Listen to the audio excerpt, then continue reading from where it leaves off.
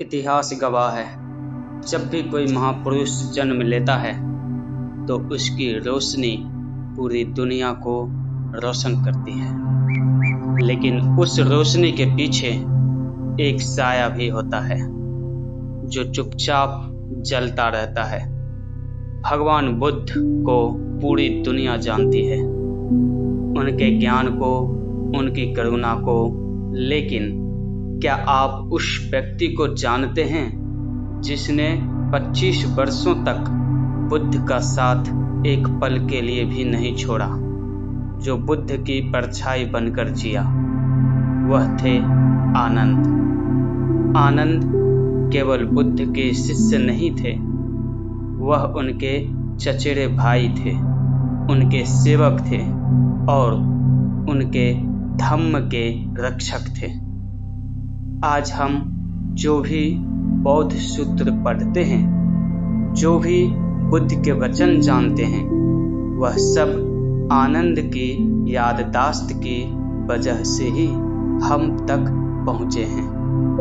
आज की कहानी एक ऐसे शिष्य की है जो बुद्ध के सबसे करीब होकर भी बुद्ध के जीवन काल में मोक्ष प्राप्त नहीं कर सका। आखिर क्यों? जब आनंद ने भिक्षु बनने का निर्णय लिया तो उन्होंने तथागत बुद्ध के सामने कुछ शर्तें रखी। यह शर्तें किसी लाभ के लिए नहीं, बल्कि निस्वार्थ सेवा के लिए थी। आनंद ने कहा, भगवान, मैं आपका सेवक तभी बनूंगा जब आप मुझे वचन दें कि आप मुझे अपने जैसा विशेष भोजन नहीं देंगे और ना ही मुझे कोई विशेष वस्त्र देंगे, ताकि कल को कोई यह ना कहे कि आनंद ने सुख सुविधाओं के लिए बुद्ध की सेवा की। बुद्ध मुस्कुराए और मान गए। उस दिन से लेकर अगले 25 सालों तक आनंद एक माँ की तरह बुद्ध की देखभाल करते रहे। बुद्ध कब सोएंगे, कब जागेंगे, कौन उनसे मिलने आएगा, यह सब आनंद तय करते थे। कहा जाता है कि बुद्ध की पीठ पर एक बार भी मैल नहीं जमा, क्योंकि आनंद हर वक्त उनकी सेवा में उपस्थित रहते थे। लेकिन इस अत्यधिक प्रेम और सेवा का एक परिणाम भी था। आनंद बुद्ध के व्यक्ति से इतना जुड़ गए थे कि वे सत्य को देख ही नहीं पा रहे थे। उनका मोह ही उनकी बाधा बन गया था। समय का चक्र घुमा और वो दिन आ गया जिसका डर सबको था। कुशीनगर के साल वनों में भगवान बुद्ध अपना शरीर त्यागने वाले थे। यह खबर सुनते ही सभी भिक्षुओं ध्यान में बैठ गए। लेकिन आनंद एक बच्चे की तरह पेड़ के पीछे रोने लगे।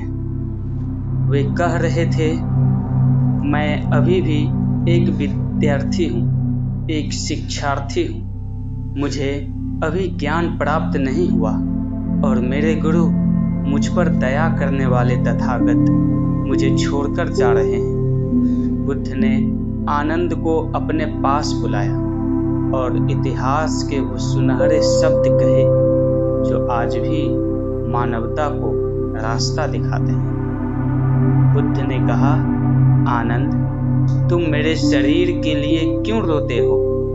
यह शरीर तो नश्वर है। मैंने तुम्हें जो ज्ञान दिया है वही अब तुम्हारा गुरु है। और फिर बुद्ध ने अपना अंतिम उपदेश दिया, अप दीपो भव, यानी अपना दीपक स्वयं बनो। बुद्ध जानते थे कि जब तक वो आनंद के सामने है, आनंद कभी खुद के अंदर नहीं झांकेगा। बुद्ध के जाने के बाद आनंद अकेले पड़ गए।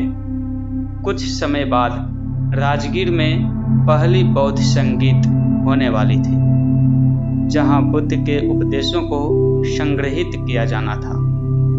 लेकिन इसमें एक समस्या थी। नियम यह था कि इस सभा में केवल वही शामिल होगा जो अरहत हो, यानी जिसे पूर्ण ज्ञान प्राप्त हो चुका हो, और आनंद अभी भी मुक्त नहीं थे। संगीति शुरू होने में अभी केवल एक रात बची थी। आनंद पर बहुत दबाव था। वे सारी रात ध्यान करते रहे, संघर्ष करते रहे। मुझे ज्ञान क्यों नहीं मिल रहा? मैंने तो इतनी सेवा की है, लेकिन जितनी वो कोशिश करते, मन उतना ही अशांत होता। अंत में थक हार कर भोर के समय उन्होंने प्रयास छोड़ दिया। उन्होंने सोचा, अब जो होगा देखा जाएगा। और जैसे ही उन्होंने समर्पण किया, जैसे ही उनका शरीर तकिए की ओर झुका और पैर जमीन से उठे, उसी बीच की अवस्था में, जब ना वो बैठे थे और ना लेटे थे, उन्हें ज्ञान प्राप्त हुआ। जिस क्षण उन्होंने पकड़ने की कोशिश छोड़ी, उसी क्षण उन्हें पा लिया। अगली सुबह जब सभा शुरू हुई तो आनंद वहां एक साधारण भिक्षु की तरह नहीं, बल्कि एक अरहत की तरह पहुंचे। उन्होंने ही हमें बताया, एवं में सुत्तम, यानी मैंने ऐसा सुना है, और बुद्ध के सारे वचनों को दुनिया के सामने रखा। दोस्तों, आनंद की कहानी हमें सिखाती है कि गुरु की सेवा महान है, लेकिन अंतिम यात्रा आपको अकेले ही तय करनी होगी। जब तक आप बाहरी दुनिया या किसी व्यक्ति से चिपके रहेंगे, चाहे वो भगवान ही क्यों ना हो, तब तक आप खुद को नहीं जान पाएंगे। अपना दीपक स्वयं बनिए। अगर आनंद की यह गुरु भक्ति आपको पसंद आई तो कमेंट में नमो बुद्धाय लिखकर अपनी श्रद्धांजलि अर्पित करें। चैनल को सब्सक्राइब करें और घंटी का बटन दबाएं।